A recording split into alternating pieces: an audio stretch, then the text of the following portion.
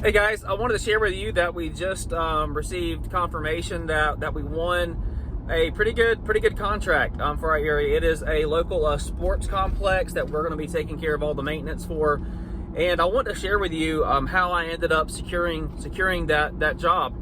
I think a lot of the times these types of commercial projects or commercial bids, they turn into a race to the bottom where it's just like people try and bid it so low. But I got confirmation that we were kind of middle of the pack with our pricing, and it just made me feel really good about the methodology that I use for securing this work. And again, I want to share it with you.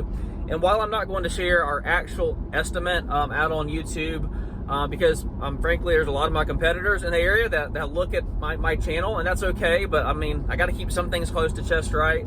But in Turf Pros Academy, I am going to upload, for everybody in there, I am going to upload the actual service agreement and contracts, so you guys can kind of look over there, see how I worded it, so you can see exactly what I'm talking about. But again, there was about 30 companies that bid on this project, and I want to share with you the things that I was kind of thinking through whenever I was putting in my bid for this project.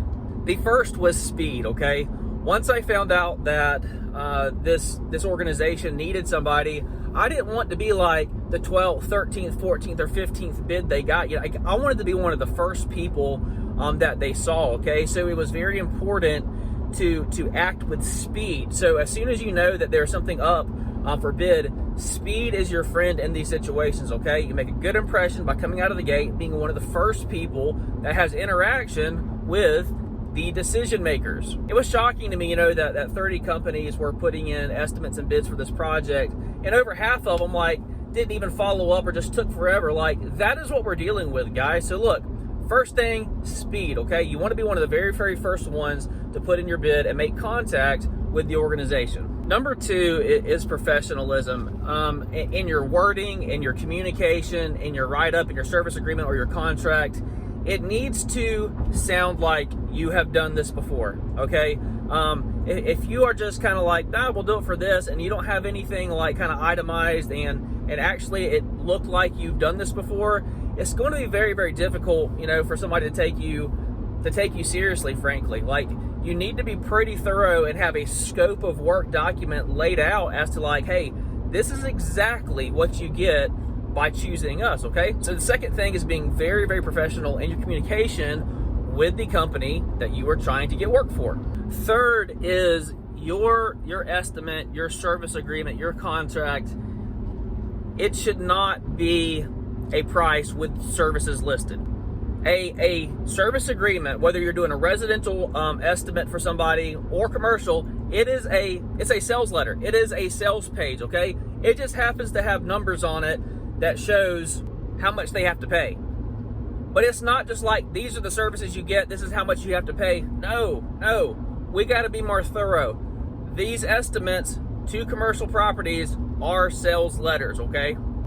Again, if you go back to that postcard video I did on why should somebody choose you, there's 30 companies that are putting in bids. Maybe you should talk to some of the pain points that the board of directors typically deals with. I cannot stress this enough.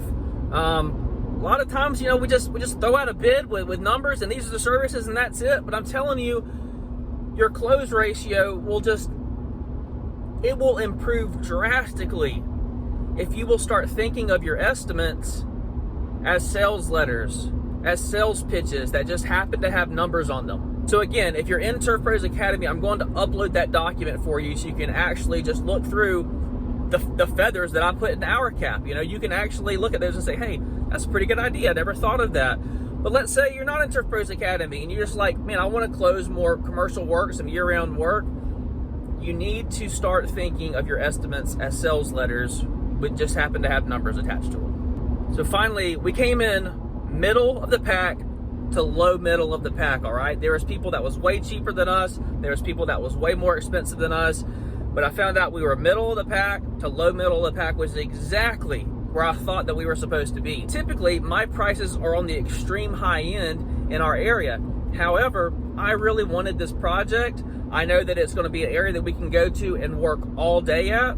and not have to be driving our trucks around. So you're able to bring the margins down a little bit. Additionally, it gives us year-round work, year-round income. So I priced it about middle of the pack, and I said, I'm going to shave just a little bit off from what I normally would be at. And come to find out, that was exactly where we ended up. Middle to low middle of the pack. Speed, professionalism, writing an estimate that actually sells, and it's not just services and numbers, okay? And then knowing your pricing. Picked up a nice little source of year-round income for us, and it was a result of me knowing how to bid these types of projects. Hope that helps somebody out there who's looking at adding a little bit of HOA or commercial work to their roster in 2024. Y'all take care.